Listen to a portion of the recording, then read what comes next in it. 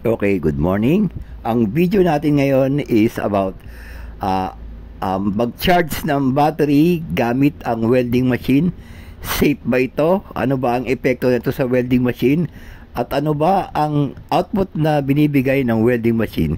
So itong battery na to, low bat na to, so kukunan muna natin siya ng voltage. So ang tester po nakaset sa DC. Ayan, DC. Ayan, sign niya. So 20 volts. So kukuhanan natin ang voltage tong battery. Ayan, so isang test lead nakalagay niya sa positive. So yung isa na yan, ilalagay natin sa negative para makuha natin siya ng voltage. So malalaman natin na low bat na yan.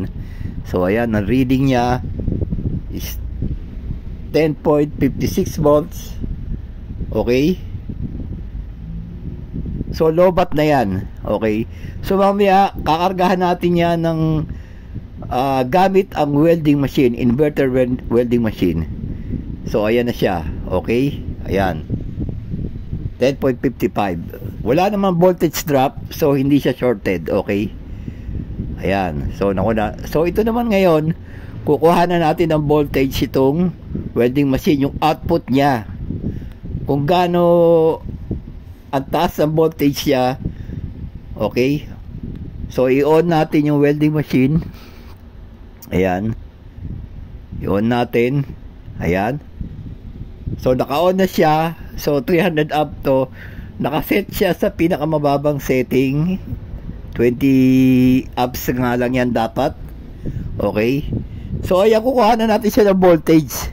Kung ilan yung output voltage siya na gagamitin natin sa pag-charge sa battery. Okay, so ayan na, nasa positive yung red, yung black nasa negative. So ang output voltage niya is ayan, hanggang 66 volts yan DC. Okay, okay, so safe ba yung gamitin sa pag-charge sa battery? Dahil 12 volts lang ang battery i-charge natin. So ayan, nakikita nyo. Ayan, so ito, kinabit na natin yung ground clamp saka electrode holder. Okay, ayan, kasi gagamitin natin mamaya. So kinuha ulit natin ang voltage. Ayan, makikita nyo na 66 volts yan. Okay, ako hindi ko ina-advise na gamitin ito, okay, pan-charge ng battery, kasi makikita nyo mamaya magkakaroon ng voltage drop yan habang sina-charge siya. So ito, itataas natin yung amps. Makikita nyo 52 amps, pero yung voltage niya ganun pa rin, hindi siya nagbabago. Tumataas lang yung welding current niya. So isasagad natin siya ng 300 amps. So ganun pa rin yung voltage at 66 volts. Lumalakas lang yung welding current. Okay, yung voltahe ganun pa rin.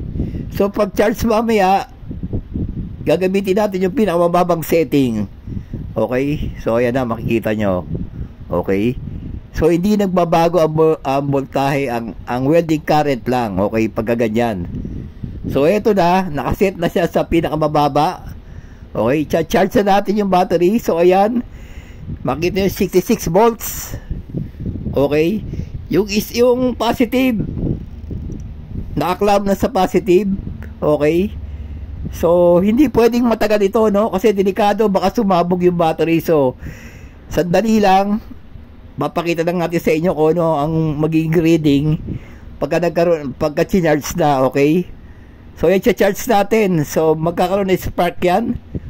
Ayan, charge natin. Ayun, nag-spark. So kumakarga na yan. So nagkaroon ng voltage drop na 22 volts. Okay, so sandali lang, hindi pwede matagal. Okay, ayan.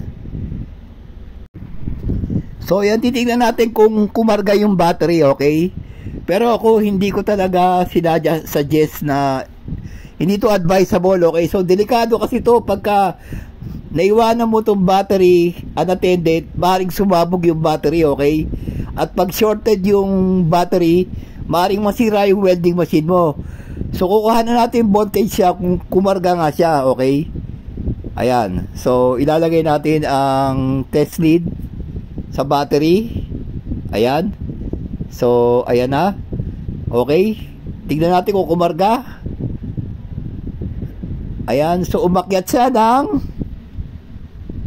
12 volts, okay? 12.2. So nagkaroon siya ng charge, okay? Pero talagang hindi siya advisable at saka sandali lang ito. Kasi nga, pag unattended yan, pwedeng sumabog yung battery kasi 64 volts, magkakaroon ng voltage drop ng 22, mataas pa rin. Kasi dapat hanggang 14 volts lang talaga ang charging ng 12 volts battery. So, para sa akin, hindi yan safe. Delikado rin yan. So, pinakita lang natin kung ano ang epekto niyan sa battery, kung gaano siya kadelikado. Okay? At maaaring masira din yung welding machine nyo kasi kung shorted yung battery. So, sana po nakatulong. Paki-like, paki-share, paki-subscribe, and God bless po.